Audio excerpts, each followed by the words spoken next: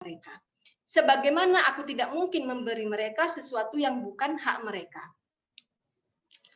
Adapun agar aku mewariskan kepada anak-anak, mewasiatkan anak-anakku kepadamu, maka wasiatku untuk mereka adalah firman Allah Ta'ala. Sesungguhnya Allah pelindungku. Dialah yang telah menurunkan Al-Quran dan dia melindungi orang-orang yang solih. Artinya anak-anak ini dia wasiatkan kepada Allah karena mereka adalah hamba Allah. Rezekinya mereka itu ada di dalam jaminan Allah Subhanahu Wa Ta'ala. Sesungguhnya anaknya Umar bin Abdul Aziz hanya satu di antara dua. Solih dan akan dicukupi oleh Allah Subhanahu Wa Ta'ala, atau mereka tidak solih, maka aku tidak mungkin menjadi orang pertama yang memberikan harta untuk kemaksiatan. Ini Masya Allah ya Bunya, ini pendidikan iman yang luar biasa. Sedangkan ketika orang tua zaman sekarang itu berlomba-lomba, kalau punya anak 5, kalau bisa 5-5-nya diwariskan rumah ya. Kalau punya anak 10-10-nya diwariskan kendaraan yang mewah. Pokoknya orang tua itu zaman sekarang takut ketika mewariskan di belakang mereka itu anak-anak yang nggak berharta. Padahal lihat apa yang diajarkan oleh orang-orang terdahulu dalam agama. Mereka yang diwariskan kepada anak itu adalah iman dan keyakinan yang benar bahwa rezeki minallah. Rezeki kita itu ada dalam jaminan Allah Subhanahu wa Ta'ala. Nah, sekarang seorang ibu. Apa peran seorang ibu? Allah Subhanahu wa Ta'ala berfirman, barang siapa di antara kamu sekalian, wahai istri-istri Nabi yang tetap taat kepada Allah dan Rasul-Nya, mengerjakan amal solih, niscaya kami beri padanya pahala 2 kali lipat dan kami sediakan baginya rezeki yang mulia. Jadi ketika kita menjadi seorang istri yang senantiasa mengamalkan amal solih, maka Allah kasih kepada kita pahala 2 kali lipat. Dan di antara amal solih seorang istri itu adalah mendidik iman bagi dirinya sendiri dan juga kepada anak-anaknya. Peran paling mendasar yang dimainkan seorang ibu adalah menanamkan iman, adab, akhlak dalam dirinya sendiri terlebih dahulu. Karena lagi ya, seseorang yang tidak punya sesuatu tidak mungkin memberinya kepada orang lain. Jadi kita perlu perbaiki iman kita dulu, kita perbaiki adab kita perbaiki akhlak kita, insya Allah itu yang akan kita didikan kepada anak-anak kita. Suami saya lagi ya, selalu mengajarkan seperti ini. Anak-anak kita itu daripada kata-kata kita, itu mereka dan kemudian perilaku kita atau amal kebiasaan kita, biasanya yang paling mereka ingat itu apa? Kata-katanya atau perilaku kita. Kalau kata-kata, saya sering mendengar ibu yang menyampaikan, ibu anak saya itu misal disuruh sholat, udah 1 kali, 2 kali, 3 kali, 9 kali, 10 kali, 20 kali, kok belum gerak-gerak. Kalau suara ibunya belum tinggi, naik berapa oktav, itu belum bergerak. Artinya kata-kata itu seringkali, ini ya,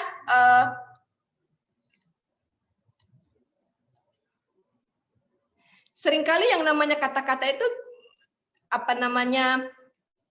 nggak masuk, jadi masuk kuping kanan, keluar kuping kiri. Tetapi kalau misalnya itu berupa amal kebiasaan atau akhlak atau teladan, contoh, maka itu insya Allah akan senantiasa anak-anak kita ingat.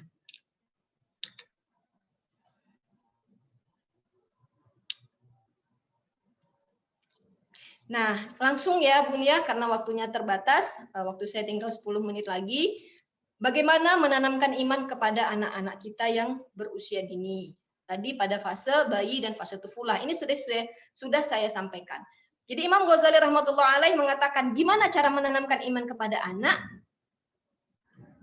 Itu pertama dengan kita mamahkan kalimat la ilaha illallah sejak mereka bayi. Dimamahkan itu artinya diulang-ulang, terus-menerus, diulang-ulang. Anak-anak nggak harus paham apa itu. Jadi anak-anak kita Bun secara kognitif sampai usianya 7 tahun itu mereka berada pada fase perkembangan kognitif yang itu operasional konkret. Maksudnya apa? Operasional konkret, mereka itu hanya mempercayai apa yang nampak oleh mata mereka. Ketika kita mengatakan Allahu Akbar, Allah Maha Besar. Nah, apa yang konkret bagi anak? Besar itu adalah sesuatu yang besar. Tetapi apakah besarnya Allah itu seperti besar mana? Mana yang lebih besar? Kalau misalnya ada bola yang besar, lalu ada gunung, gunung lebih besar. Jadi sesuatu yang abstrak itu anak-anak belum. Sehingga mamahkan saja kalimat la ilaha illallah, Allah, Allah, la ilaha illallah, tanpa anak-anak harus mengetahui. Maknanya dulu. Jadi dimamahkan. Kemudian kita sampaikan sirah para nabi, sirah Rasulullah SAW dan para sahabat yang berkaitan dengan pengalaman iman dan kebesaran Allah Subhanahu Wa Taala. Misalnya bagaimana perjuangan Sayyidina Bilal bin Rabah dalam mempertahankan keimanannya. Seperti itulah kecintaannya dan keyakinannya kepada Allah Subhanahu Wa Taala sampai dia rela tubuhnya itu dibakar, diseret di pasir yang panas demi mempertahankan iman. Itu sirah-sirah tentang para sahabat, sirah Rasulullah dan para nabi tentang bagaimana mereka memperjuangkan keimanan mereka. Itu kita read aloud-kan, kita ceritakan, kita kisahkan. Jangan sampai ada hari-hari kita dengan anak-anak kita itu yang kita terlewat ya kalau bisa ya dari menyampaikan sirah. Kemudian rutinkan dialog iman. Nah, ini penting dalam keluarga kita jika bisa habiskan banyak waktu untuk berdialog iman dengan suami, dengan anak. Apa aja materi dialog iman? Kenalkan kebesaran dan kasih sayang Allah Subhanahu wa taala dalam bentuk ciptaan-ciptaan Allah. Apapun yang ada di dalam tubuh kita, mata kita, rambut kita, itu semuanya ada nama-nama Allah. Ya Bun ya. Itu bisa menjadi bahan dialog iman. Allah Subhanahu wa taala yang memberikan mata untuk melihat. Allah Subhanahu wa taala ciptakan kita ada yang berkulit putih, ada yang berkulit kuning langsat, ada yang berkulit coklat, ada yang hitam, rambutnya ada yang pirang, ada yang coklat, ada yang keriting, ada yang lurus. Itu ada di situ nama Allah. Apa itu? Apa? Al-Musawwir, yang maha membentuk rupa. Nah, itu bisa menjadi bahan dialog iman. Kalau makan, alhamdulillah, nak rezeki dari Allah, Allah berikan kepada kita makan, nah itu jadi dialog iman. Mau tidur, bangun tidur, alhamdulillah, nak Allah hidupkan kita kembali. Allah beri rezeki masih untuk dapat menghirup udara. Itu jadi semua perkara dalam kehidupan kita 24 jam itu bisa menjadi bahan dialog iman dengan anak-anak kita. Semua kembalikan kepada Allah, ini adalah rezeki dari Allah, ini adalah nikmat Allah, sehingga anak-anak itu bersyukur, oh ya Allah, Allah sayang banget sama saya. Nah, ketika mengenalkan Allah kepada anak pun, kenalkan Allah yang maha baik, kenalkan Allah yang maha pengasih, kenalkan Allah yang maha penyayang. Jauhkan dari anak-anak usia dini kita mengenalkan Allah. Ayo, kamu sudah apa ya? Misalnya nanti ada proses pendidikan sholat ya. Saya sering ditanya misalnya bagaimana menyuruh anak umur 5 tahun itu sholat, kok anak saya umur 5 tahun masih susah sholatnya. Coba lihat hadisnya, apabila anak kalian telah mencapai usia 7 tahun, maka suruhlah dia sholat. Apabila 10 tahun belum sholat, maka boleh dipukul dengan pukulan tidak menyakit. Artinya kewajiban syariat untuk sholat itu 5 tahun, itu belum wajib. Wajib apa 5 tahun itu adalah pembiasaan.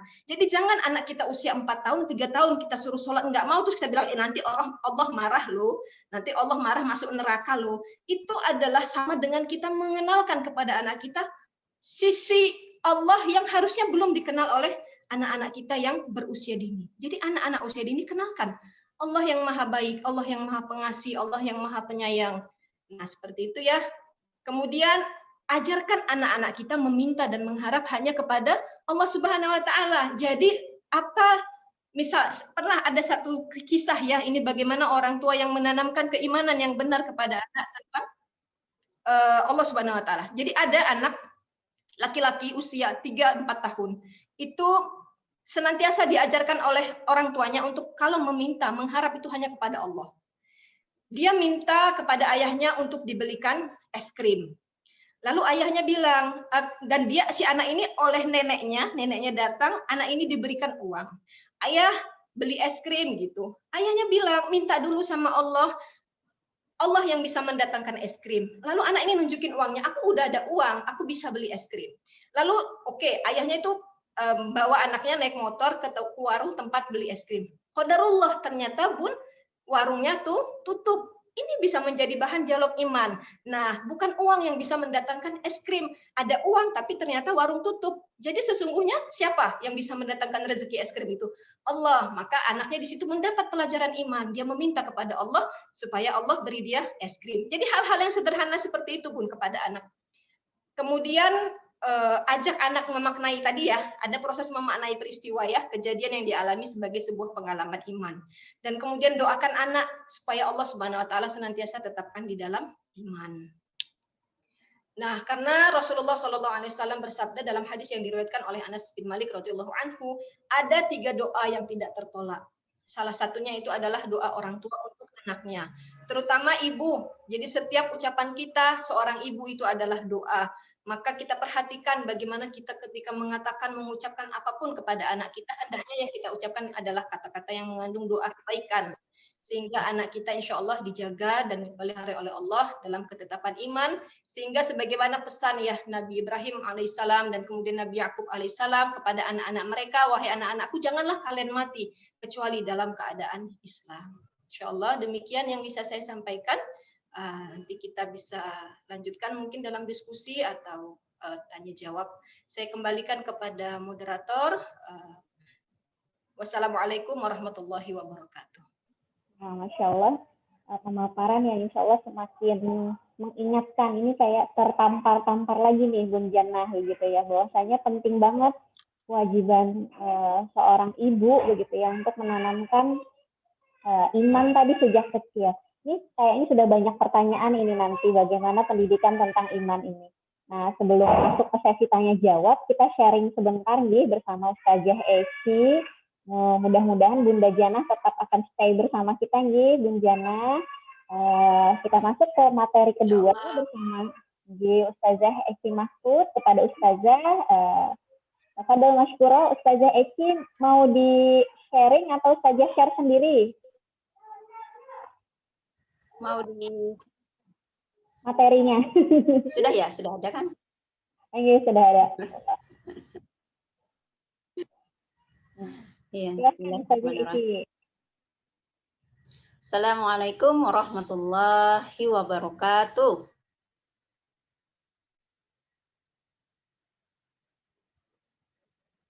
Terdengar ya suara ulun?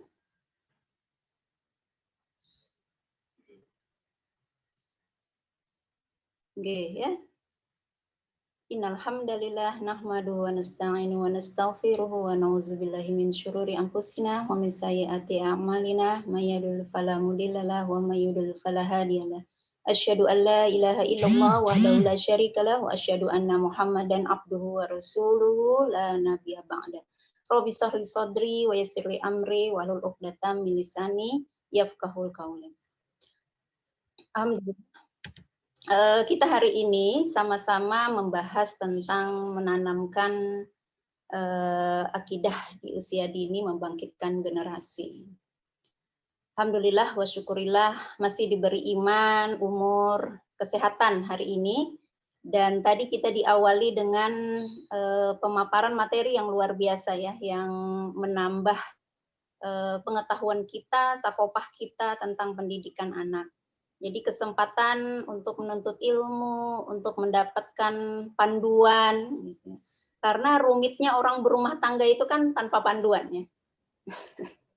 Panduannya datang di mana kalau tidak kita cari sendiri.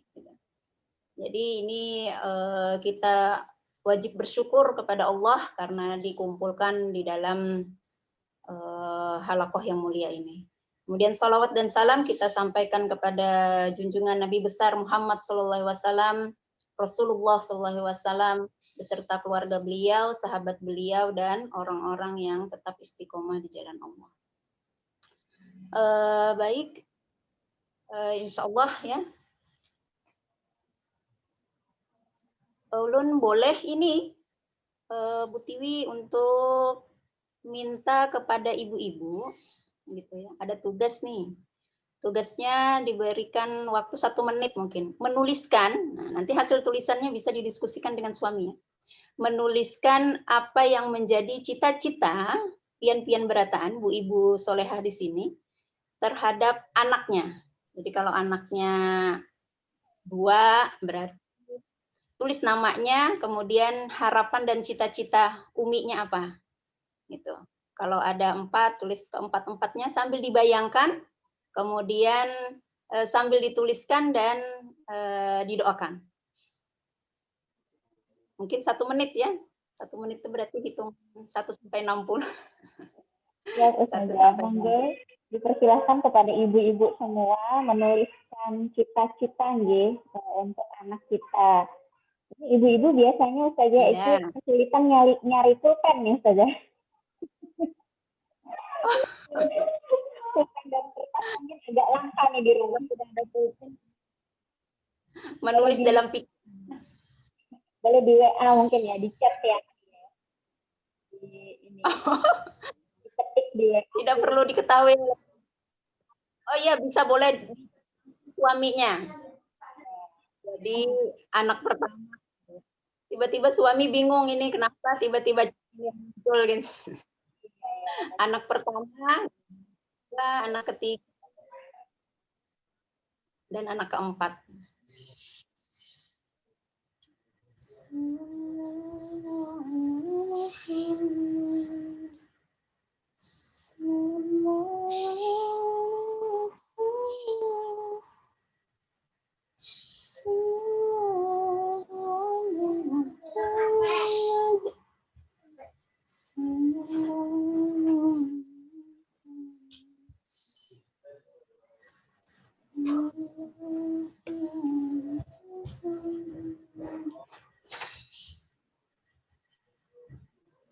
Ada yang sudah? 1 menit. Ini panjang nih, anaknya 5.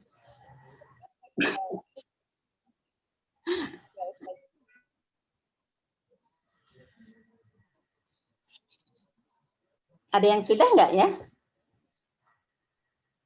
Mungkin Bunda Dila sudah menuliskan cita-cita kepada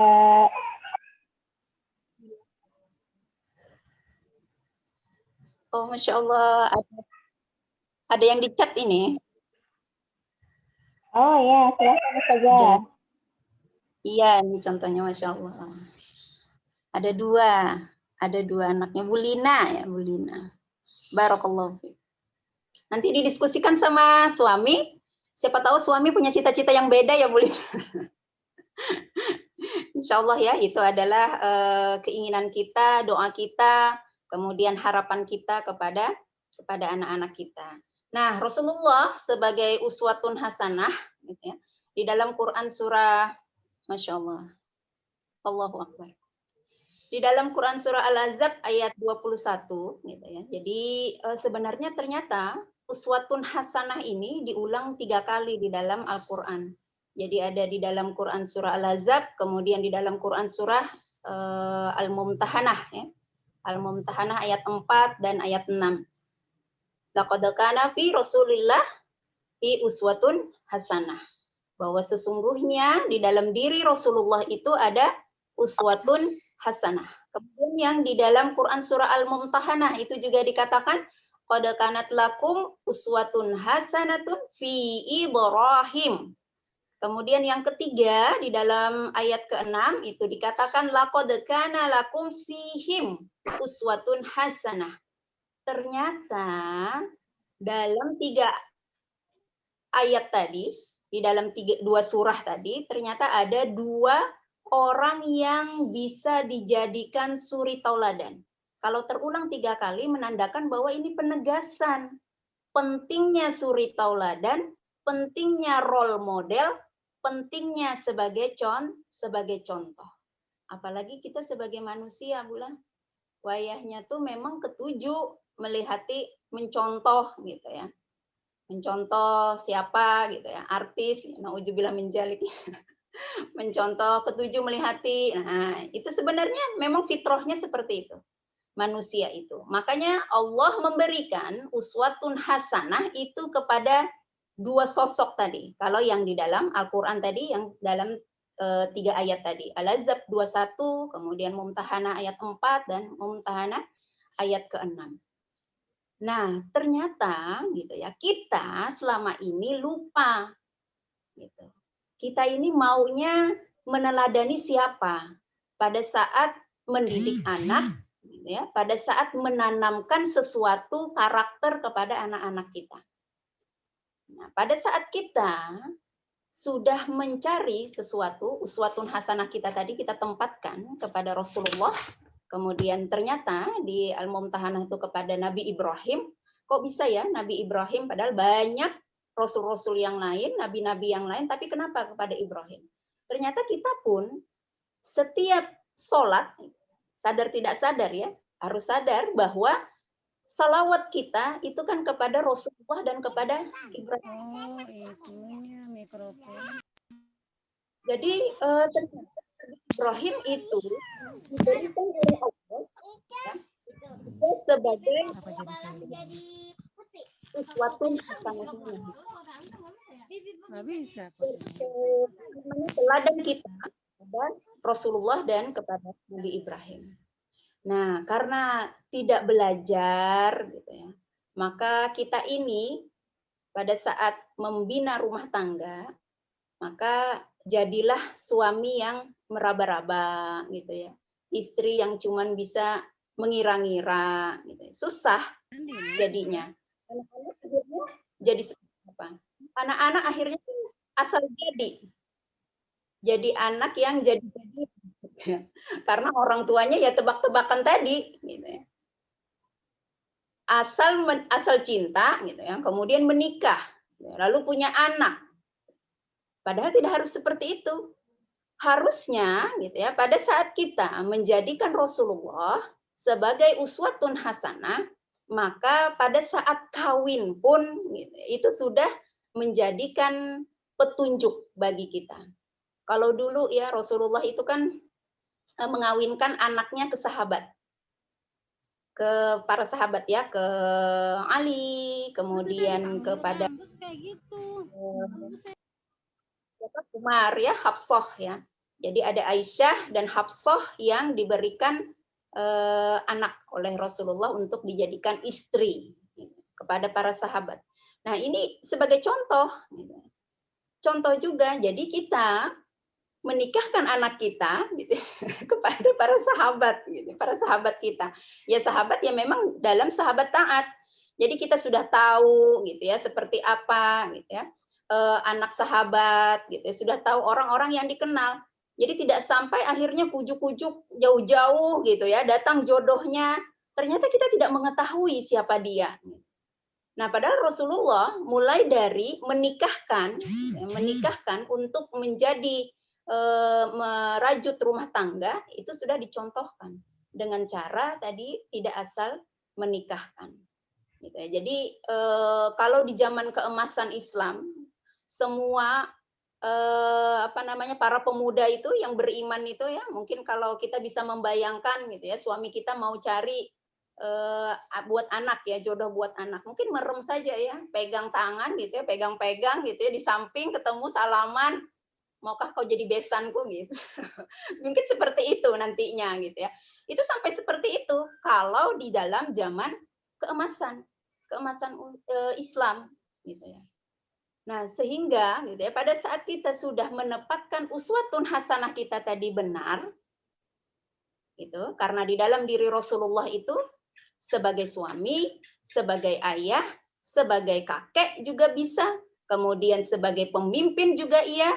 Ini lengkap, komplit apa yang ada di dalam diri Rasulullah SAW. Gitu. Dan kita sekarang ini berada di dalam kondisi yang senantiasa harusnya belajar. Kenapa? Karena pertama amal pendidikan anak, amal berumah tangga itu tidak pernah ada yang magang dulu gitu ya. Nggak ada. Tapi dia dijalankan sambil berproses dan sambil jalan sambil belajar. Jadi belajar menjadi istri, kemudian belajar menjadi ibu. Ternyata pada saat itu belajar menjadi ibu anak 1, anak 2. Nggak pernah kan punya anak 2, kemudian dapat anak 2, anak 3, anak 4, sampai punya anak 10 pun itu masih belajar. Karena dia tidak pernah menemui dan tidak pernah menjalaninya.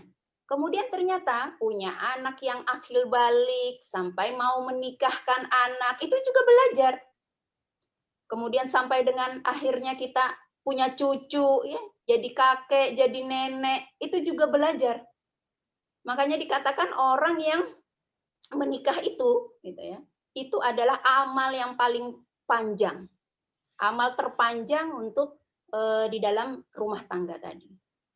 Nah, kita bisa membayangkan pada saat bagaimana Rasulullah, Nabi Ibrahim mencontohkan mendidik anak-anak gitu ya, sampai dengan menjadi generasi yang luar biasa. Tadi sudah dipaparkan oleh Bunda Jannah tadi ya, tentang bagaimana gitu ya mengikatkan pendidikan anak di dalam akidah Islam. Nah, bicara tentang generasi, jadi pentingnya generasi dan kebangkitan kenapa sih?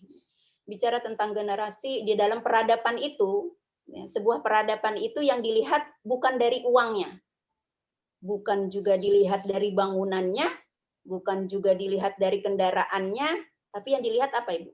Yang dilihat adalah manusianya, generasinya, gitu ya. Peradaban mana? Peradaban sekarang banyak uangnya.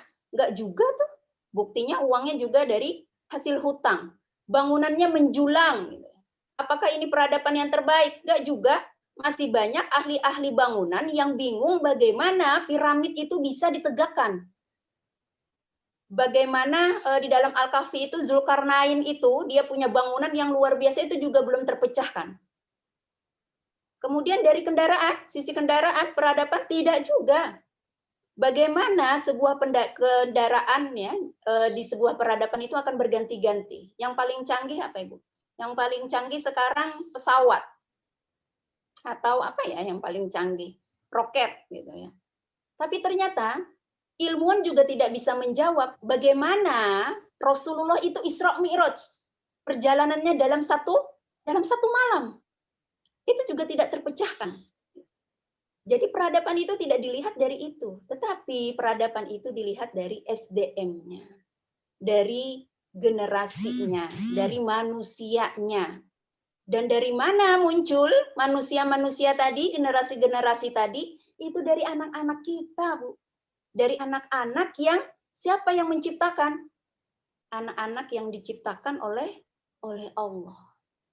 Oleh Allah Subhanahu wa ta'ala, yang dititipkan, yang diamanahi kepada kita. Berarti bicara tentang generasi itu adalah bicara tentang anak-anak yang dititipkan kepada kita. Doa kita apa? Doa kita kan saban hari, Rabbana hablana min azwajina wa zuriyatina qurrata a'yun waj'alna lil muttaqina imama. Al-Furqan ayat 74. Di sana kita meminta kepada Allah, ya Allah, hablana, hibahkan, hadiahkan, berikan keturunan yang qurrata a'yun. Kemudian dia akan menjadi imamnya orang-orang yang bertakwa. Jadi Masya Allah, itu doa kita. Kita minta hibah. Siapa sih kita? Gitu ya. Seberapa sih amal kita? Seberapa sih ilmu kita? Tapi saban hari kita doanya adalah minta hibah. Minta hadiah dari Allah. Seorang anak, zuriat. Ya, zuriat yang mewarisi kita. Nah, jadi inilah pentingnya gitu ya. Kita melihat bagaimana pendidikan anak kita yang akan menjadi generasi tadi, generasi penerus, generasi peradaban. Jadi peradaban yang sekarang itu adalah peradaban yang rusak, peradaban yang dibangun atas dasar memisahkan agama dari kehidupan. Berbeda sekali, jauh sekali dengan peradaban yang telah dibentuk oleh Rasulullah dan para sahabat. Nah, di sini ternyata pilar pendidikan anak, pilar pendidikan generasi itu, gitu ya, itu ada 3. Yang pertama itu adalah keluarga, kemudian masyarakat, dan yang ketiga adalah negara. Jadi yang pertama negara, keluarga, gitu ya. Ternyata keluarga adalah penopang pendidikan anak, penopang pendidikan generasi. Nah, keluarga di dalam Al-Qur'an tadi juga dibahas, gitu ya. Di dalam Quran surah At-Tahrim ayat 6 itu dikatakan ya ayyuhallazina amanu qu anfusakum wa ahlikum nar. Jadi kita meminta disuruh gitu ya bahwa kita melindungi keluarga kita dari panasnya api neraka. Gitu. Di dalam Quran surah At-Tahrim ayat 6. Kemudian ternyata masih di dalam Quran surah At-Tahrim, Quran At-Tahrim ada 12 ayat ya. Jadi di ayat 10 di ayat 11 dan di ayat 12 itu ternyata berbicara tentang keluarga.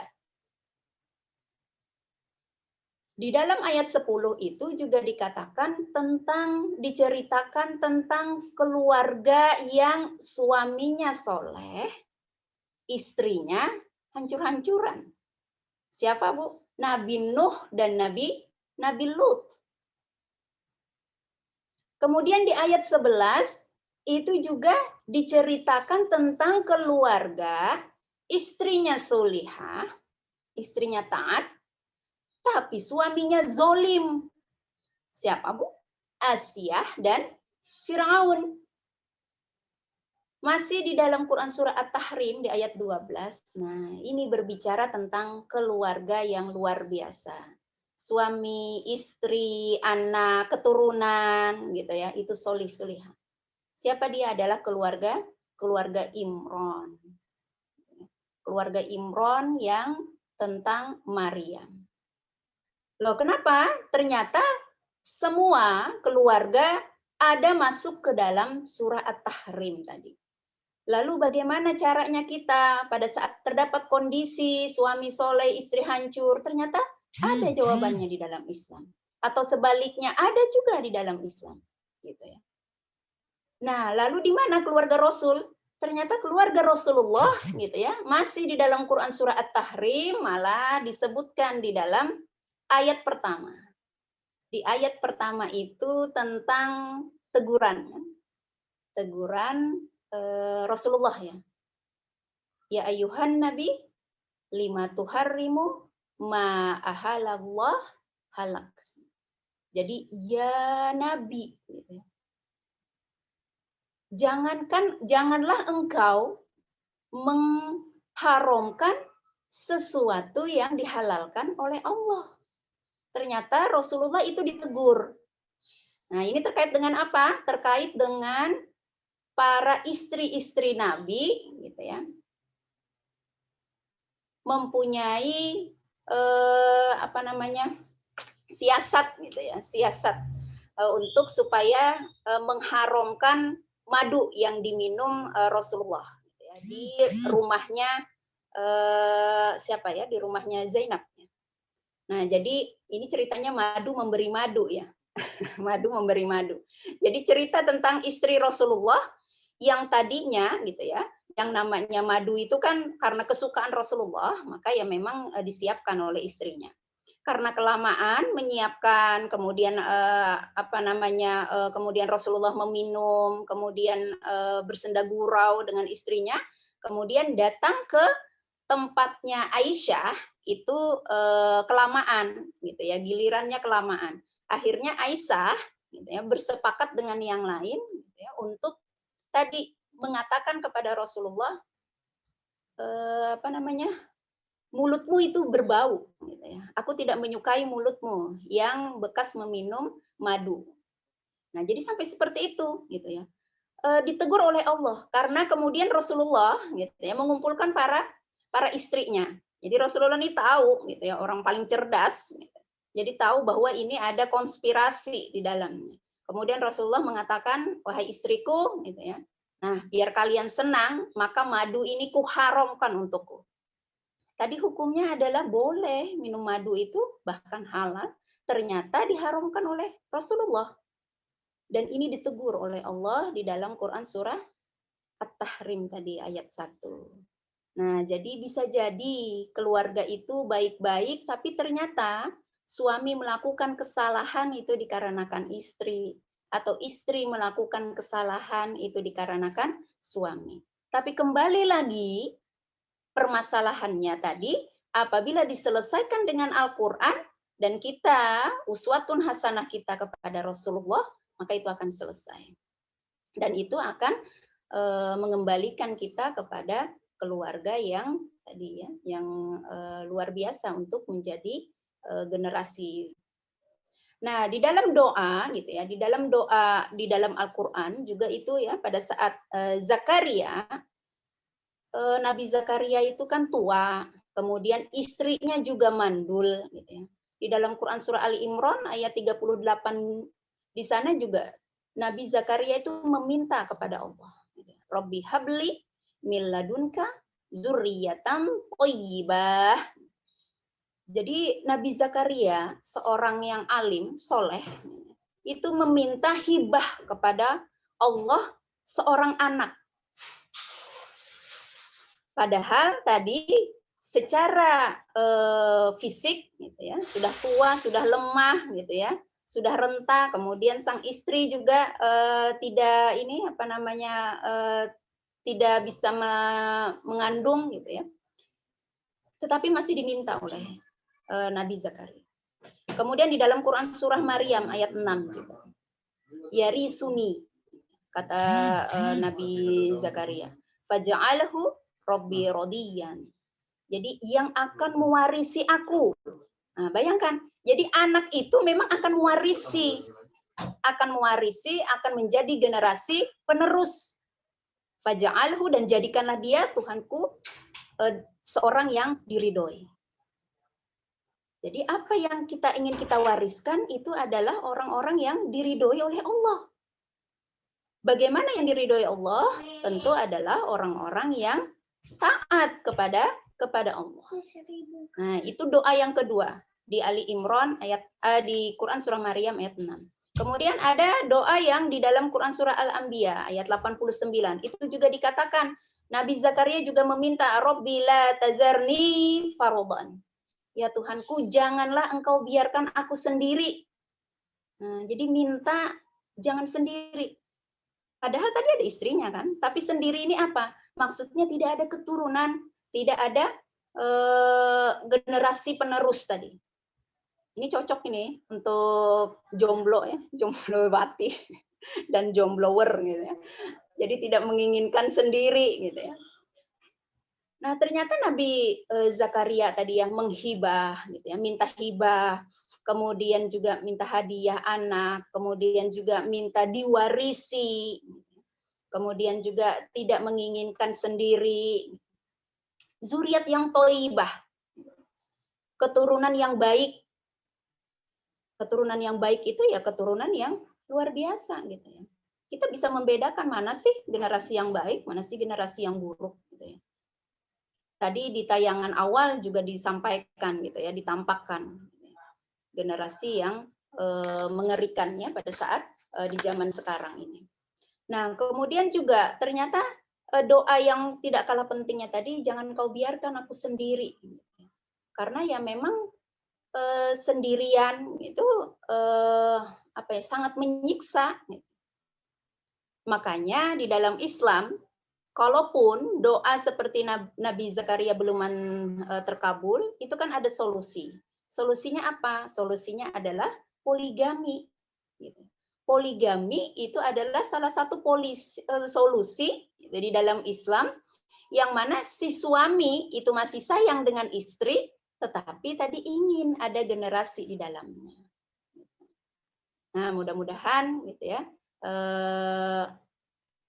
kita mendapatkan generasi yang luar biasa gitu ya. Anak-anak yang berilmu, yang soleh. Nah, kemudian juga kenapa Rasulullah memberikan doa kepada Anas bin Malik. Kenal ya, Anas bin Malik membantu Rasulullah mulai di usia 10 tahun. Yang menyiapkan air wudhu Rasulullah, yang menyiapkan sepatunya Rasulullah gitu ya, sendalnya Rasulullah gitu. Itu Anas bin Malik. Dan Rasulullah itu memberikan doa kepada Anas bin Malik, panjangkan umurnya, banyakkan hartanya, banyakkan anaknya, dan ampuni dosa-dosanya. Ya, Masya Allah gitu ya. Ini contoh kita memberikan doa kepada anak. Sampai seperti itu. Sampai diceritakan bahwa Anas bin Malik itu pindah dari Mekah itu ke Irak gitu ya, kaya raya di dalam sebuah istana. Di bulan Ramadan itu mengumpulkan semua anak dan cucunya. Jadi didoakan mulai pagi sampai senja, mau buka puasa baru selesai. Saking banyaknya anak dan cucunya Anas bin Malik. Masya Allah. Nah, itu adalah keluarga, gitu ya, penopang pertama. Kemudian penopang kedua itu adalah masyarakat. Masyarakat di dalam zaman keemasan Islam itu adalah masyarakat yang penuh dengan ta'awun, berjalan dengan amar ma'ruf nahi mungkar. Masyarakat yang saling mengingatkan dirinya dengan Islam dan saling mendoakan, gitu ya. Yang seperti tadi, gitu ya. Rasulullah mendoakan Anas bin Malik atau Rasulullah mendoakan Hasan, gitu ya. Jadi pernah diriwayatkan Hasan kecil itu pernah digendong oleh Nabi, kemudian didoakan oleh Nabi. Ya Allah, aku mencintai dia, maka cintailah dia dan cintailah siapapun yang mencintai dia. Masya Allah. Jadi kalau dengan anak kecil itu Ibu, kita minta pijetin badan gitu ya. Biasanya bilang apa? Bilang terima kasih. Tapi jangan lupa dengan doanya. Terima kasih anak soleh ya, mudah-mudahan Allah ridhoi apa yang kamu inginkan. Tapi seperti itu. Karena Rasulullah dengan anak kecil itu senantiasa memberikan doa kepada anak kecil. Nah, masyarakat di zaman keemasan itu adalah masyarakat yang penuh dengan tolong menolong, ta'awun, amar ma'ruf nahi mungkar. Jadi pendidikan anak pun gitu ya, itu akan dengan mudah kita bisa menikmatinya. Kalau sekarang ya baru minggu kemarin, baru kemarin hari Jumat itu kita bagi rapot. Jadi karena masih online, jadi anak-anak lebih banyak masih banyak di rumah gitu ya, kemudian di lingkungan rumahnya. Nah, kemudian ada orang tua yang mengeluhkan kasihan anaknya karena dia berkerudung, kemudian berkata-kata ahsan, tapi ternyata teman-teman semuanya itu tidak ada yang berkerudung, kemudian tidak berkata ahsan. Pada saat dinasihati ibunya, jangan bermain sama teman yang itu. Teman-temannya itu datang ke rumah gitu ya, kemudian mengajak main, kemudian juga gitu ya, dinasihati itu malah balik menyambati, mengolok-ngolok gitu ya, balik mengolok-ngolok gitu. Jadi nggak kuat gitu ya, sampai kata ibunya saya mau pindah rumah gitu. Nah, ini gambaran masyarakat kita tidak mengerti akan amar ma'ruf nahi mungkar. Tapi pada saat di zaman keemasan Islam gitu ya, kita melihat anak tetangga kita ada sesuatu yang tidak beres, kita nasihati, maka dia akan terima gitu ya. Karena semua yang dilakukan itu adalah berdasarkan Islam. Standarnya itu Islam. Jadi pada saat menegur karena tidak sesuai dengan Islam, maka itu akan diterima. Tetapi pada saat menegur zaman sekarang gitu ya, standar dengan standar Islam, tetapi pemikiran masyarakat bukan standar Islam, emang ini merugikan buat lo. Kalau tidak merugikan buat si ibunya atau tetangganya tadi, maka dia akan jalan terus. Tidak akan terjadi. Nah, sehingga ini akan sangat berat gitu ya. Pada saat pendidikan ini masyarakatnya adalah masyarakat yang tadi sekularisme tadi, memisahkan agama dari kehidupan. Kita ingin anak kita soleh-solehah, cita-citanya juga tadi cita-cita akhirat gitu ya. Tetapi sangat berat pada saat kondisi seperti sekarang. Kemudian yang ketiga adalah penopangnya adalah negara. Nah, di dalam negara Islam gitu ya, di dalam negara keemasan, di dalam khilafah, pendidikan generasi itu menjadi prioritas. Sampai-sampai kan Umar itu memilih pejabat dalam pemerintahannya itu menilai dari hafalan Quran, kemudian hafalan hadis, kemudian adabnya dan sebagainya, sampai dengan hubungan dia dengan keluarganya, sampai seperti itu. Sekarang ada nggak kira-kira orang yang mencari mau mengangkat gubernur atau mau mengangkat direktur apa gitu ya, melihat dari sisi hubungan dia dengan keluarganya. Jadi ini terjadi kepada utusan Bani Aslam. Jadi Bani Aslam kemudian disuruh gitu ya menghadap kepada Umar gitu ya. Untuk datang menghadap kepada Umar karena mau dilantik, mau dijadikan pejabat di pemerintahannya Khalifah Umar.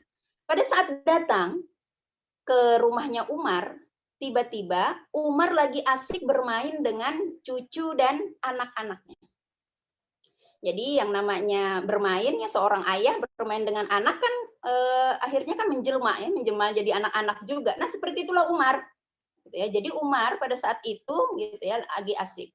Kemudian setelah selesai, Umar kemudian menemui utusan Bani Aslam ini tadi.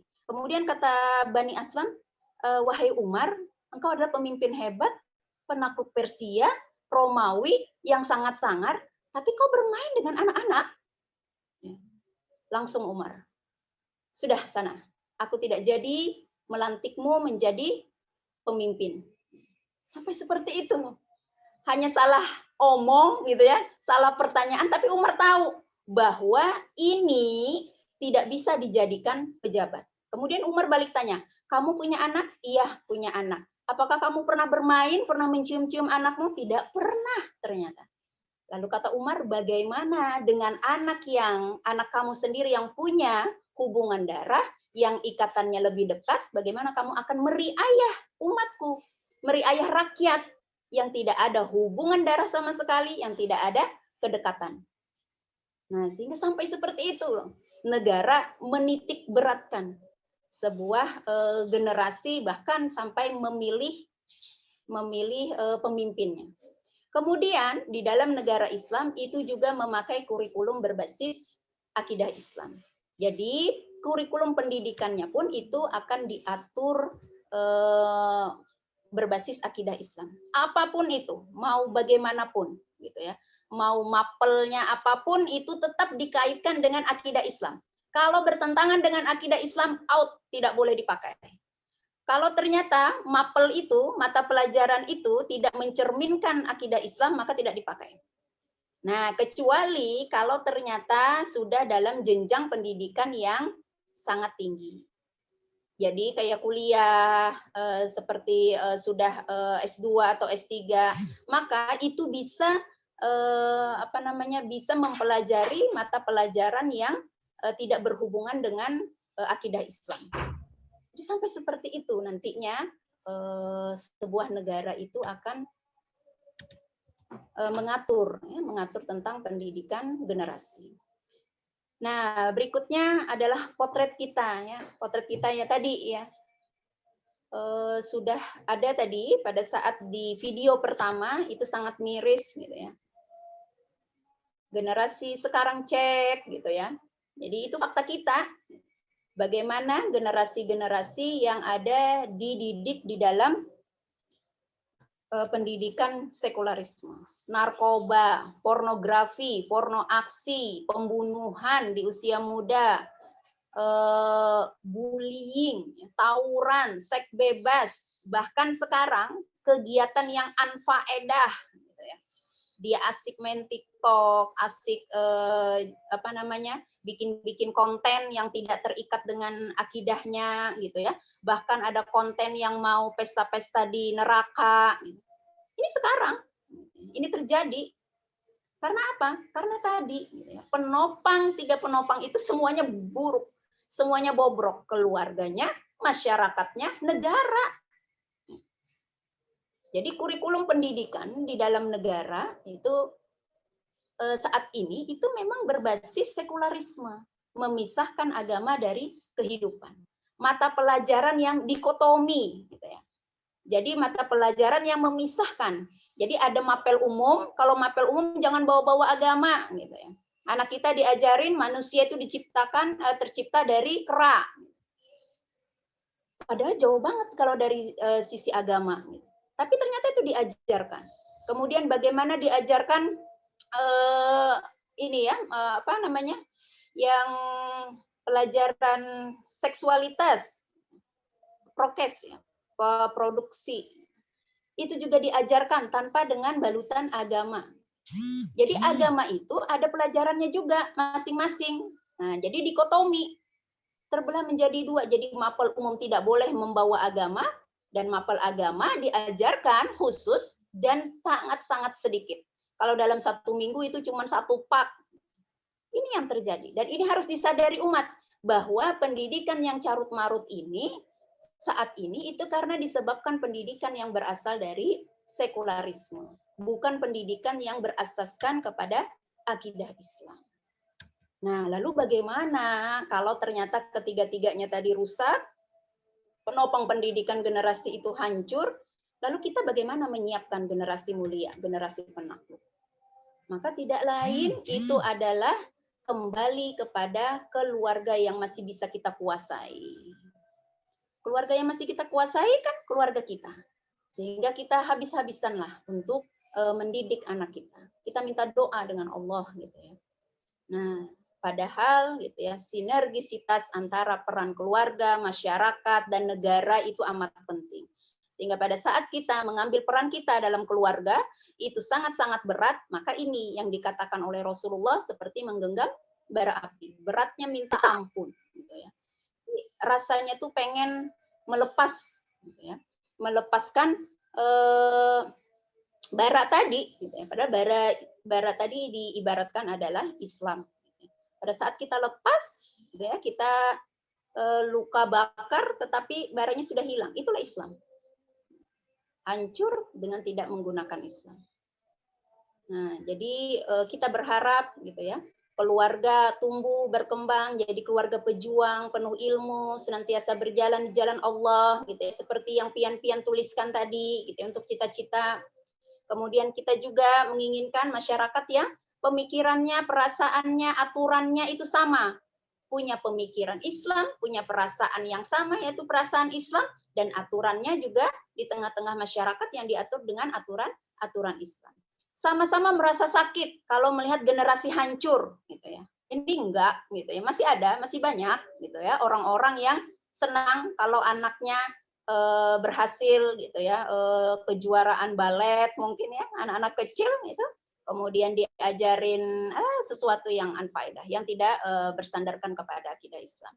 Kemudian kita juga sama-sama merasakan pemahaman yang sama, punya pemahaman yang sama, bahwa generasi yang terikat dengan hukum Allah itu adalah generasi mulia. Nah, itu hampir sampai seperti itu nantinya kita akan membentuk masyarakat ini. Kemudian merasa gelisah juga ya, kalau aturan yang digunakan di tengah-tengah kita itu bukan dari Islam, bukan datang dari Islam.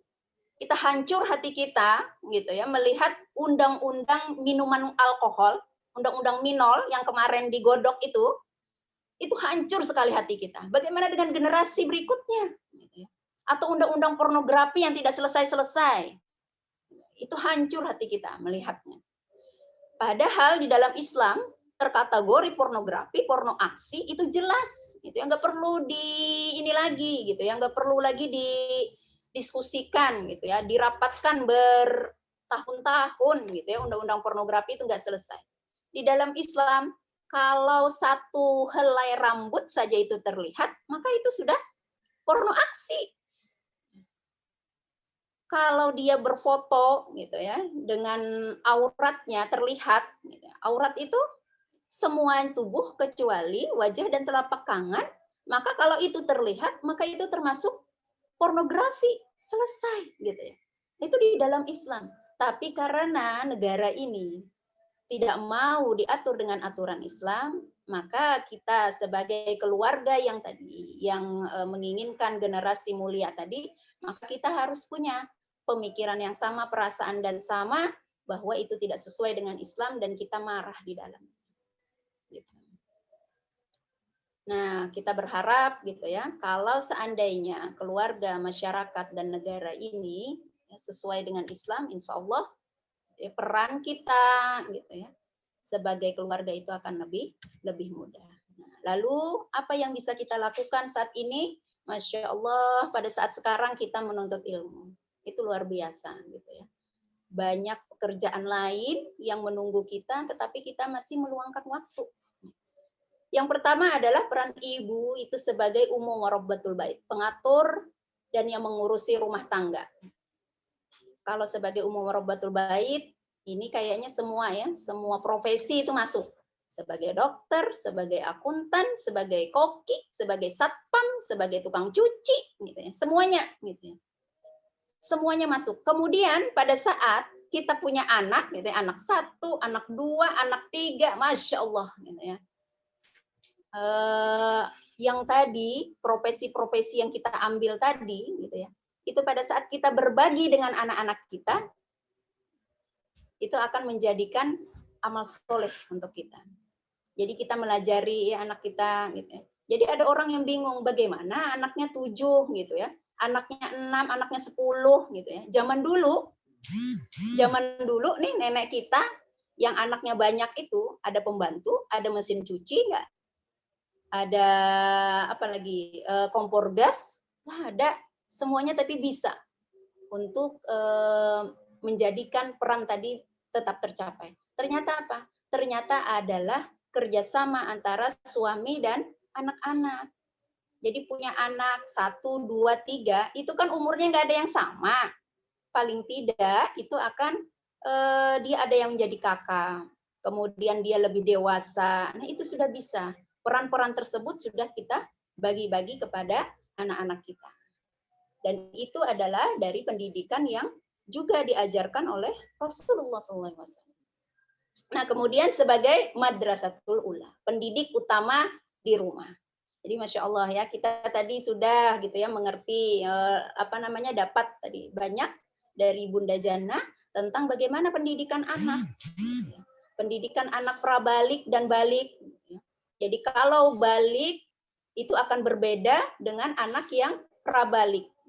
Kalau dalam Imam Ali tadi dibagi oleh 3, 7 tahun pertama sebagai raja, itu anak-anak yang prabalik, gitu ya, maka sama sekali tidak ada bentakan dan tidak ada cacian ataupun kekerasan. Karena yang namanya raja itu gimana Ibu? Dilayani, disayangin, kasih sayang itu berlimpah ruah. Tidak disuruh-suruh, tapi diajak. Itu 7 tahun pertama. Gitu ya. Anak prabalik, kemudian 7 tahun kedua, dia sebagai prajurit. Sebagai prajurit itu bagaimana? Disuruh-suruh. Iya, karena di usia 7 tahun pun di dalam hadis itu disuruh sholat. Gitu ya. Biasanya usia anak di usia 7 tahun sampai dengan 8 tahun ya, 8 tahun sampai dengan 14 tahun, 7 tahun kedua, itu anak-anak sudah masuk fase dia masuk pondok. Gitu ya. Di pondok itu kan banyak ya disiplin-disiplin yang harus dia lakukan. Itu adalah prajurit. Nah, jadi itu sudah kita siapkan anak-anak kita. Mungkin kalau di rumah kita agak susah gitu ya dengan aturan yang ketat, pendisiplinannya. Maka pada saat dia masuk pondok, itu akan membantu kita untuk menjadikan dia dididik sebagai prajurit. Kemudian 7 tahun ketiga itu sebagai teman. Itu sudah diketahui oleh ibu-ibu gitu ya. Bahkan kalau anak ulun yang pertama itu usianya sudah 18 tahun, sudah sampai mendiskusikan bagaimana keinginan dia punya suami itu nantinya seperti apa. Kemudian saya tanya cinta dia terhadap abinya itu seperti apa. Itu sampai seperti itu sebagai teman. Nah, ini yang harus kita kuasai juga sebagai seorang ibu. Jadi kita sama-sama belajar karena ulun juga pertama nih punya anak yang balik, yang mau kuliah gitu. Itu juga pertama dan masih belajar. Kemudian sebagai peran ibu itu ada juga sebagai anggota masyarakat yang juga memiliki tanggung jawab. Kalau pian-pian jadi ketua majelis taklim gitu ya, ketua burdahan, ketua yasinan, itu Masya Allah. Gitu. Karena itu juga tanggung jawab peran kita, peran ibu di dalam agama ini untuk mencetak generasi. Jadi luar biasa ya, peran kita sebagai ibu itu sangatlah gitu ya.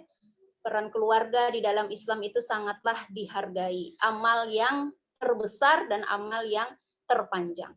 Jadi keluarga itu bisa membawa ke surga. Siapa yang mati syahid gitu ya, di dalam hadis itu maka bisa mengeluarkan 7 turunan keluarganya yang di dalam neraka. Siapa yang mempunyai 3 anak perempuan dengan pendidikan yang baik, kemudian dia menjadi wanita solehah, maka jadi tameng orang tuanya masuk neraka. Siapa yang menghafal Al-Quran, anaknya menghafal Al-Quran, akan diberikan mahkota dan jubah kehormatan untuk orang tuanya di surga. Siapa yang menghafal Al-Quran, maka akan dijadikan keluarganya Allah. Ini adalah gitu ya, hadiah-hadiah kita yang berperan sebagai ibu, kemudian peranan keluarga di dalam membangun generasi peradaban tadi. Jadi benar dikatakan bahwa anak itu aset dunia akhirat. Karena dunia dan akhirat itu saling berkesinambungan. Gitu ya. Di dalam hadis itu kan dikatakan anakmu laki-laki dan apa-apa yang harta yang dimilikinya adalah milikmu. Nah, itu kan aset dunia. Kemudian ternyata di dalam Rasulullah itu dalam sebuah hadis mengatakan karena saking panasnya di Mekah itu dikatakan oleh Rasulullah ini adalah asap neraka. Gitu ya. Atau anak kita demam, itu di hadis juga ada dikatakan bahwa demam itu karena percikan api neraka. Nah, jadi Masya Allah gitu ya. Sehingga dunia kita ini akan dilanjutkan kepada akhirat kita. Insya Allah mudah-mudahan kita senantiasa bersemangat untuk menuntut ilmu, sehingga peran kita sebagai ibu, peran keluarga di sini dalam membangun generasi itu akan lebih mudah dan bisa kita jalani semaksimal mungkin. Mungkin itu saja, salah hilang mohon maaf. Assalamualaikum warahmatullahi wabarakatuh. Waalaikumsalam Warahmatullahi wabarakatuh. Jazakallah. Ustazah Eci. Semakin tergambar bagi kita tadi melalui pemaparan beliau bahwasanya penting sekali begitu ya peran masyarakat, kemudian peran negara dalam bentuk undang-undang tadi agar membantu keluarga, gitu. Membantu ibu, membantu ayah dan ibu untuk menjaga tadi putra-putrinya sehingga proses pendidikan anak itu tidak terkesan terlalu berat begitu ya, Masya Allah. Kalau sudah melihat tadi PPT-nya Bunda Jana, itu sudah agak ngeri-ngeri sedap begitu ya. Mungkin kan selama ini tadi dikatakan juga oleh Ustazah Eci, kita itu sebagai seorang ibu, sebagai seorang istri ya coba-coba begitu ya. Tidak ada pembekalan penuh begitu selama ini sebelum menjalani pernikahan atau sebelum mempunyai anak. Gitu. Sekarang baru tahu, oh ternyata begitu pentingnya kewajiban ibu tadi dikatakan menginstal akidah, menginstal adab begitu ya kepada anak. Kalau kita lihat tadi faktanya, realitanya di dalam tayangan awal, berarti gitu ya Ustazah ya dan Bunda Jana, banyak begitu ya ibu-ibu yang dalam tanda petik itu gagal begitu menginstal adab dan akidah tadi pada anak. Nah ini jadi pertanyaan juga nih mungkin kepada Bunda Jana dulu, kira-kira gimana nih bagi sebagian kita mungkin yang udah terlanjur gitu Bunda Jana, anak-anaknya tuh udah melewati masa itu begitu, masa penginstalan adab dan akidah tadi. Kira-kira untuk memperbaikinya itu seperti apa Bunda Jana mungkin? Bismillahirrahmanirrahim. Jadi sebenarnya kan sampai ruh itu belum di kerongkongan kita itu kan insya Allah belum ada kata terlambat ya. Jadi kapanpun ketika Allah beri kepada kita taufik untuk memperbaiki diri, maka itu kita syukuri. Jadi kita syukuri dari kesadaran kita untuk memperbaiki diri itu aja kita syukuri. Insya Allah dari syukur kita yang kecil itu nanti Allah akan tambah nikmatnya. Nah caranya bagaimana gitu ya, kita sampaikan tadi. Saya bilang ya kita perbanyak dialog iman dalam keluarga kita.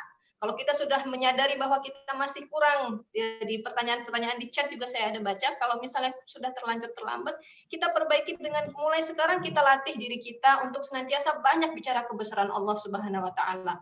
Jadi dalam setiap kesempatan kita usahakan kita banyak-banyak bicara tentang kebesaran Allah Subhanahu Wa Taala sehingga yang masuk di dalam diri kita itu kebesaran Allah, bukan kebesaran selain Allah, bukan kebesaran makhluk.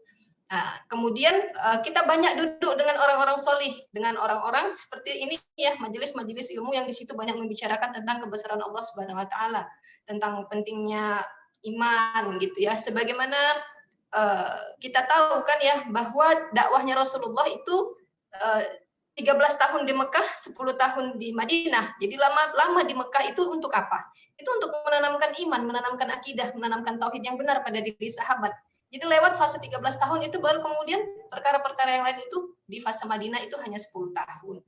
Jadi insya Allah nggak ada kata terlambat, asalkan kita menyadari, kemudian kita benar-benar bertobat kepada Allah Subhanahu Wa Taala, kemudian kita banyak duduk dengan orang solih, kita doa juga pada Allah supaya Allah memberikan kepada kita iman yang benar, insya Allah. Berarti tadi memang tidak ada kata terlambat ya Bunda Jannah ya. Mungkin insya Allah nggak ada gitu. Oh, Masya Allah. Secara teknis mungkin Bunda Jana, ibu-ibu tuh terlewatnya biasanya anaknya sudah usia belasan tahun. Itu apakah penginstalan akidah sama seperti 0 sampai 7 tadi mungkin, atau bagaimana itu, Bun? Sebenarnya gini ya, saya kan banyak bertemu misalnya teman-teman yang hijrah ya.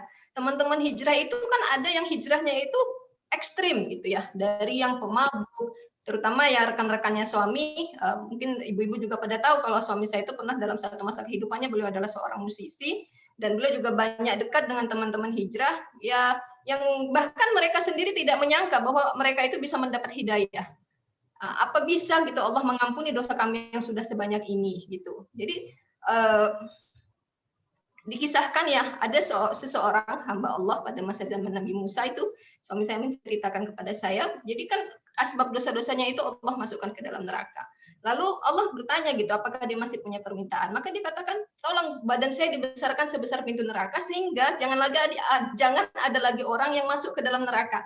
Nah, asbab kerisauannya ini maka Allah ampuni dosanya. Sehingga kepada teman-teman yang merasa dosanya sudah banyak, bergelimang dosa, maksiat, dikatakan, bagaimana risau kepada saudara-saudaramu yang juga masih belum datang hidayah dan kerisauan untuk bertobat pada diri mereka, insya Allah Allah akan memberikan hidayahnya kepadamu. Jadi seperti itu.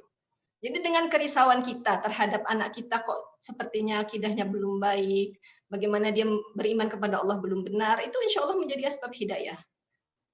Jadi insya Allah gitu, kita baik sangka kepada Allah. Yang penting sekali kita rawat itu adalah bagaimana kita baik sangka kepada Allah Subhanahu wa Ta'ala. Jadi insya Allah jangan ada sedikit pun keraguan dalam diri kita bahwa Allah berkuasa untuk membolak-balikkan hati hambanya. Oh, Masya Allah. Berarti ini kayaknya udah tenang nih Bun Jannah. Kalau dengar pemaparan seperti ini mungkin rada tenang nih ibu-ibu gitu. Oh, berarti masih. Iya, insya Allah. Iya. Selalu ada kesempatan gitu ya Bunda Jannah. Yang penting selalu baik sangka pada Allah dalam setiap suasana dan keadaan. Insya Allah. Oh iya, siap. Berarti tadi tidak ada kata terlambat bagi kita untuk menginstal gitu ya adab dan akidah pada anak-anak kita begitu ya Bunda. Kadang-kadang ya itu tadi orang tua khawatir, oh ini kita udah terlanjur ya udahlah gitu. Mungkin punya anak sudah balik agak dalam tanda petik ya susah gitu saja diatur. Kalau lihat tadi kan fasenya Bunda Jannah tadi ketika anak usia 18 itu seharusnya ya memang taklif begitu ya kepada syariat. Nah kalau sekarang tuh ya ya jangankan taklif gitu, kadang-kadang mereka malah belum kenal begitu ya Bunda ya terhadap syariat tadi begitu. Berarti kita jangan sampai ini ya Bunda ya harus terus begitu ya tadi didekatkan kepada Allah, didekatkan dengan kebesaran-kebesaran Allah, dikenalkan apa itu syariat begitu ya Bunda Jannah. Betul. Nah ya baik. Kita masuk ke pertanyaan berikutnya, mungkin ini kepada Ustazah Eci. Tentang tadi mungkin Ustazah mengulas sedikit tentang pendidikan seksualitas begitu. Jadi kira-kira itu bagaimana pendidikan seksualitas di dalam Islam itu seperti apa begitu. Mungkin Ustazah Eci bisa sedikit menggambarkan. Iya, ya KESPRO kesehatan reproduksi yang sekarang ini yang bergemborkan ya. Bahwa KESPRO itu adalah pendidikan seksualitas yang istilahnya yang legal. Nah, di dalam Islam pendidikan seksualitas itu diajarkan mulai dari dia kecil sudah diajarkan, mulai dari prabalik itu sudah diajarkan. Caranya dengan apa? Yang pertama itu adalah dia mengetahui bahwa dia adalah laki-laki atau dia perempuan, dia ikhwan dan akhwat. Kemudian yang kedua, dia juga diajari bagaimana menutup aurat untuk ikhwan dan untuk akhwat. Nah, itu dia diberitahu aurat itu apa gitu ya. Jadi anak itu mulai pembiasaan menutup aurat. Jadi kalau ada yang bilang kesiannya lagi halus, sudah halus-halus sudah dikasih penutup sebagainya apa, itu sebenarnya pendidikan untuk anak-anak kita. Jadi dia mengetahui bahwa seorang perempuan itu harus tertutup. Seorang laki-laki itu auratnya seperti apa. Kemudian yang ketiga adalah pendidikan bagaimana kita memisahkan tempat tidur anak laki-laki dan anak-anak perempuan. Jadi anak-anak perempuan itu dengan perempuan dan tidak dibolehkan dalam satu selimut gitu ya. Anak laki-laki itu diajarkan kepada anak bahwa Rasulullah mencontohkan bahwa yang seperti ini Rasulullah yang menyuruhkan gitu ya, dan ini yang terbaik untuk kita. Jadi sampai seperti itu kepada anak. Kemudian yang berikutnya adalah diajarkannya kepada anak kalau dia sudah mulai usia prabalik gitu ya, usia balik gitu, diajarkan bagaimana seorang perempuan gitu ya, dia keluar rumah itu harus menjaga auratnya, kemudian laki-laki itu juga menundukkan pandangan. Bagaimana seorang perempuan gitu, dia apabila menutup auratnya secara lengkap gitu ya, keluar rumah, maka dia memasuki hayatul am, kehidupan yang umum gitu ya, maka syariat itu akan mengatur kehidupan umum dan kehidupan khusus yang berbeda. Sehingga anak tadi sudah sadar. Sama seperti laki-laki juga ya. Kemudian perempuan juga diajarkan tidak tabarus gitu ya. Kemudian kalau laki-laki diajarkan berdandan pada saat mau ke masjid gitu ya. Menyiapkan baju yang bagus, berparfum gitu ya, sikat gigi, mandi dan sebagainya, itu adalah pengajaran seksualitas kepada anak. Karena gitu ya, pada saat kita melihat seperti sekarang Kespro yang ada gitu ya, memperkenalkan alat kelamin dan sebagainya, kemudian bagaimana dengan mereka dibolehkan berpacaran karena itu harus dilampiaskan gitu ya, apa-apa yang ada di dalam dirinya karena itu adalah gejolak hormon, itu tanpa diajarin gitu ya, sebenarnya itu pasti bisa. Pernah lihat orang gila hamil, Ibu?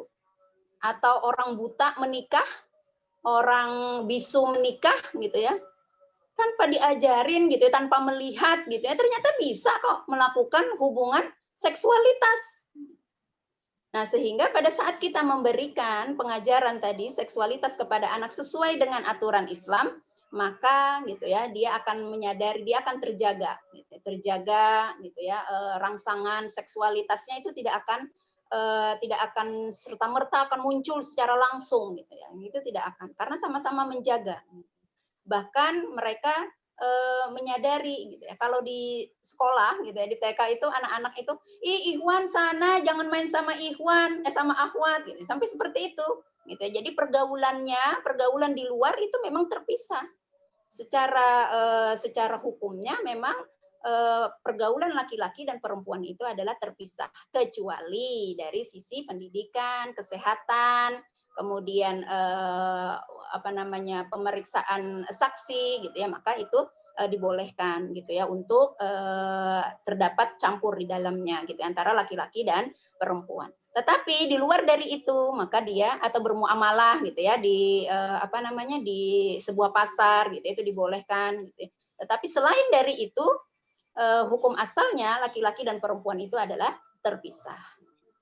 Jadi seperti itu. Jadi kita inikan saja ke anak-anak gitu ya, bahwa kita ajarkan yang seperti itu. Sehingga anak-anak pun tidak. Nah, yang sulitnya lagi, kita bicara pada saat sekarang gitu ya, melihat TV itu pornografi, porno aksi, lihat majalah gitu ya, lihat reklame, lihat iklan-iklan di jalan, itu semuanya pornografi, porno aksi gitu ya. Itu sudah tidak terbendung lagi gitu ya, mengerikan gitu ya. Nah, tetapi pada saat kita mengajarkan tadi ya, pelajaran seksualitas berdasarkan akidah Islam, insya Allah gitu ya, anak-anak itu akan mengetahui dan dia akan terjaga. Mungkin itu. Iya. Betul. Iya. Syukran Ustazah. Jadi penting banget di sini tadi ya Ustazah ya. Kadang-kadang ya tadi kita di rumah sudah menginstal yang terbaik sampai keluar godaannya menghujam begitu ya, tadi dari televisi, kemudian dari baleho gitu ya, iklan yang memang banyak mengumbar aurat seperti itu. Dan ini juga menjadi ciri khas pendidikan Islam ya Ustazah Eci ya, bagaimana Kespro begitu ya di dalam pendidikan Islam tidak langsung sebegitu vulgarnya begitu. Nah, mungkin Bunda Jana bisa menambahkan nih bagaimana tadi untuk penyebutan kelamin Bunda untuk anak-anak itu seperti apa kira-kira? Iya. Menurut syariat. Jadi seperti ini. Anak-anak kan sebagaimana saya sudah sampaikan ya, taraf kognitifnya itu konkret. Jadi sebenarnya hal-hal yang abstrak itu anak-anak kita tuh belum paham. Sesuatu yang orang tua anggap tabu itu ketika memang secara fisiologis, secara biologis seperti itulah sebutannya, maka sebutkan. Malah jangan kita ajarkan kepada anak kita sebutan-sebutan yang macam-macam ya, kalau sesuai dengan daerahnya masing-masing, biasanya itu punya sebutan-sebutan tertentu yang tujuannya itu supaya enggak tabu katanya ya. Padahal kan secara fisiologis, secara biologis, alat kelamin itu punya nama. Ya sudah, kita ajarkan aja secara biologis dan fisiologisnya. Sehingga nanti nggak jadi PR lagi bagi kita. Nanti mau membenahinya apa ya, anak-anak terlanjur mengenalnya dengan nama yang aneh, dengan nama yang sebenarnya tidak ilmiah. Jadi seperti itu. Jadi hal-hal yang sebenarnya dianggap oleh orang tua itu kayak saru, kalau bahasa orang Jawa itu, belum tentu anak-anak itu, dan bahkan tidak, anak-anak belum punya pikiran sejauh itu karena mereka belum abstrak daya nalarnya. Ya, siap. Masya Allah terjawab nih langsung ya Bunda Jannah, langsung tegas. Berarti kita sesuai begitu ya dengan penyebutan biologisnya. Kemudian ini masih berhubungan dengan abstrak konkret nih Bunda Jannah. Ya.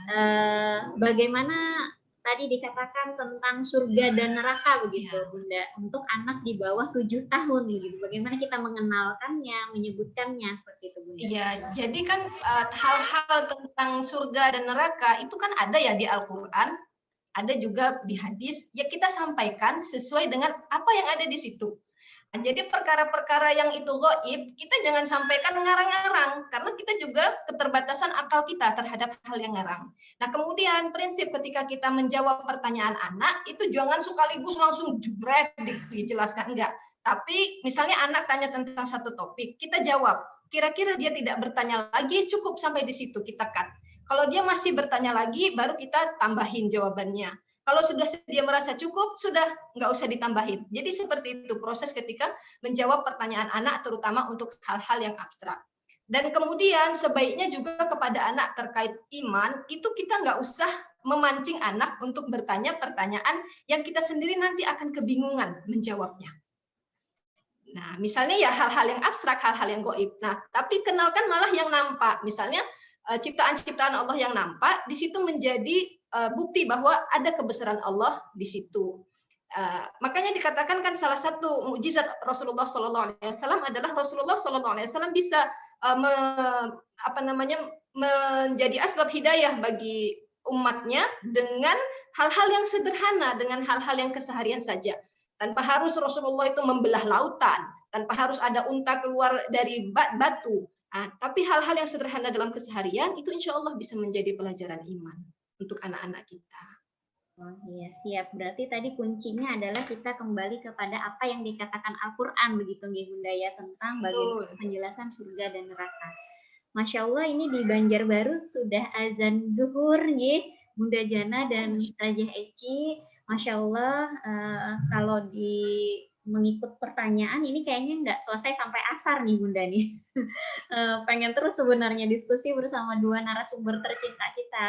Kita semakin tahu begitu ya bahwasanya kita masih kurang ilmunya, kita sebagai ibu, kemudian kita juga mungkin ada di sini yang sudah nenek, oma begitu ya Bunda dan Ustazah. Oh kemarin ada yang keliru nih ternyata dalam pendidikan anak, kemudian kita juga sebagai tante mungkin bisa saling mengoreksi pola pendidikan di sekitar kita.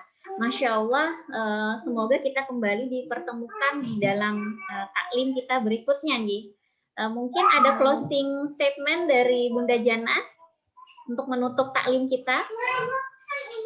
Ya, insya Allah ya ibu-ibu yang dimuliakan oleh Allah Subhanahu Wa Taala, kita berada pada akhir zaman ya, yang masya Allah gitu. Tantangan yang kita hadapi itu luar biasa. Mudah-mudahan Allah Subhanahu Wa Taala menjaga kita, ahli keluarga kita, dan dari rumah-rumah kita itu keluar insya Allah generasi yang itu akan menjadi asbab hidayah bagi umat di seluruh alam. Ya, insya Allah. Nggih, monggo Ustazah Eci.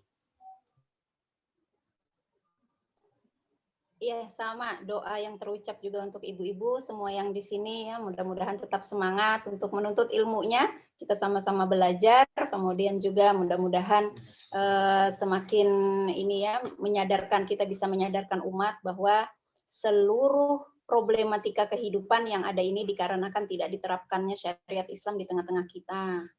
Mungkin itu saja, Bu Tiwi. Iya, alhamdulillah ditutup dengan 2 closing statement dari narasumber kita hari ini. Semoga Allah memberikan kesehatan, hidayah, keberkahan, dan kebahagiaan kepada 2 narasumber kita dan juga kepada kita semua yang berhadir di sini. Kita tutup dengan doa kafaratul majelis. Astaghfirullahaladzim, astaghfirullahaladzim, astaghfirullahaladzim. Subhanaka Allahumma wa bihamdika asyhadu an la ilaha illa anta astaghfiruka wa atubu ilaik. Walhamdulillahirabbil alamin.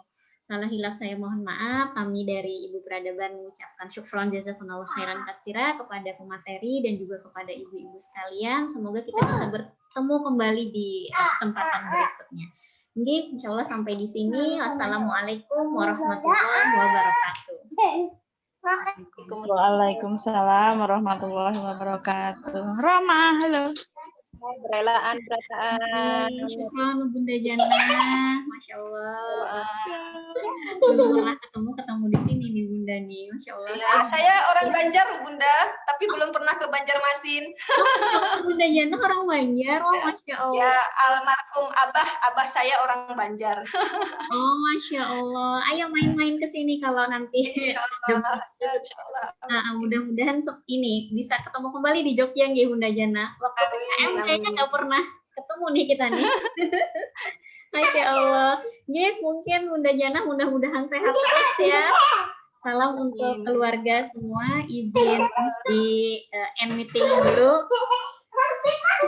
Mudah-mudahan berkah untuk semua. Assalamualaikum Bunda-bunda semua. Izin pamit.